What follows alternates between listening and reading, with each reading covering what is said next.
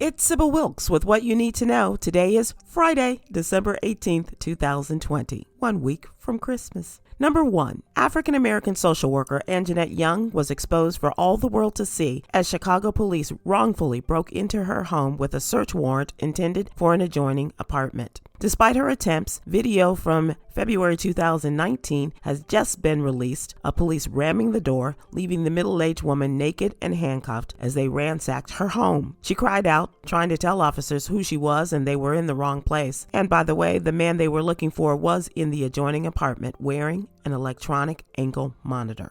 Number 2. Replacing the statue of Confederate General Robert E. Lee from the U.S. Capitol has moved one step closer. The proposed replacement is a more positive representation of the state of Virginia civil rights activist Barbara Johns. In April of 1951, 16-year-old Barbara organized and led a student walkout demonstrating against inferior conditions of black schools and facilities. Currently, there are no African-American statues in the U.S. Capitol's National Statuary Hall. Number 3. Internal emails obtained by the House Oversight Committee revealed the Trump administration's plan to adopt the controversial herd immunity approach to fighting the pandemic that has killed almost 310,000 Americans. Former science advisor Paul Alexander made his argument to senior officials, advocating for children, teens, young adults, and middle-aged people with no medical conditions to spread the virus, even as the pandemic raged out of control. Number 4.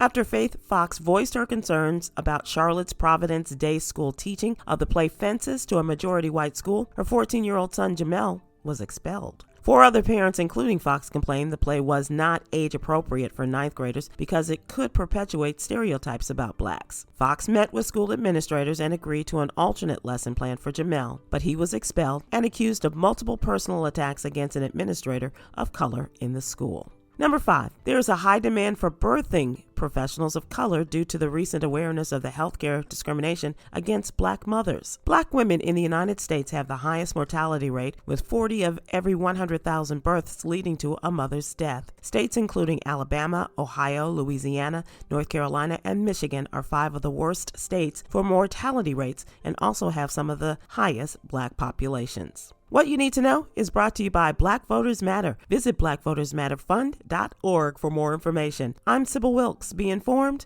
be empowered.